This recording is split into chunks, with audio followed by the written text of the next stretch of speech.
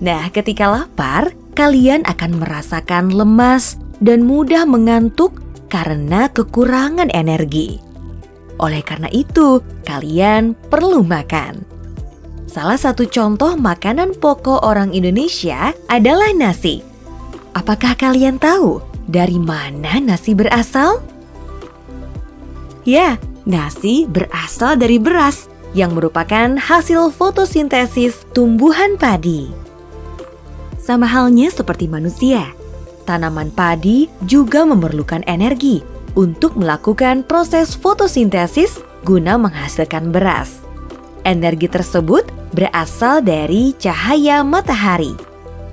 Fotosintesis merupakan salah satu contoh proses anabolisme atau pembentukan dalam metabolisme. Nah, teman-teman, pernahkah terpikir oleh kalian mengapa 30 menit hingga 1 jam setelah kalian makan, baru deh rasanya kita mempunyai tenaga kembali, sehingga rasa lemas dan ngantuk pun menjadi hilang.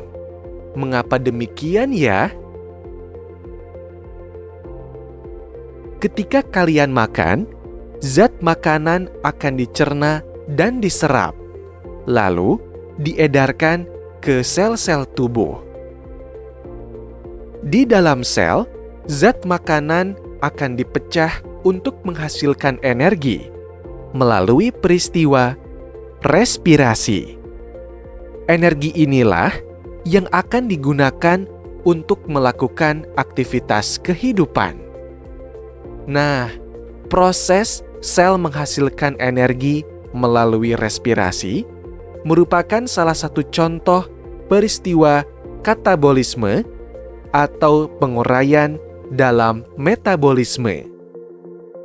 Dari penjelasan yang sudah kalian simak tadi, kita jadi tahu bahwa fotosintesis yang membutuhkan energi dan respirasi yang menghasilkan energi merupakan proses metabolisme.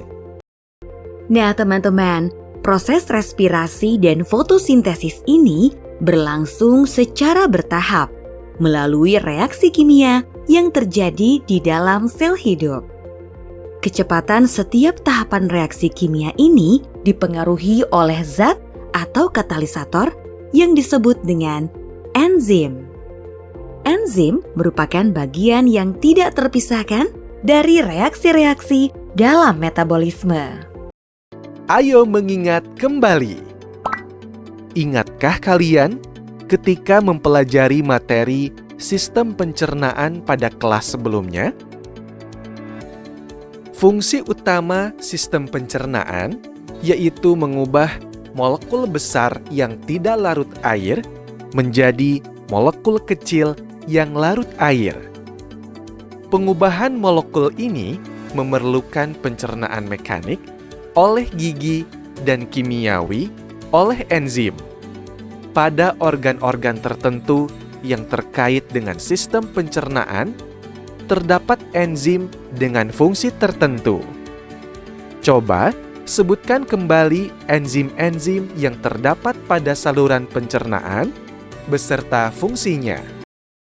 Baik teman-teman, pada bab 1 ini kalian akan diajak untuk mempelajari tentang struktur dan fungsi enzim, mekanisme kerja enzim, faktor-faktor yang memengaruhi kerja enzim, perbedaan anabolisme dan katabolisme, tahap-tahap respirasi aerob, proses fermentasi alkohol dan asam laktat, tahap-tahap reaksi terang dan reaksi gelap pada fotosintesis, serta faktor-faktor yang memengaruhi fotosintesis dan fotorespirasi pada tumbuhan.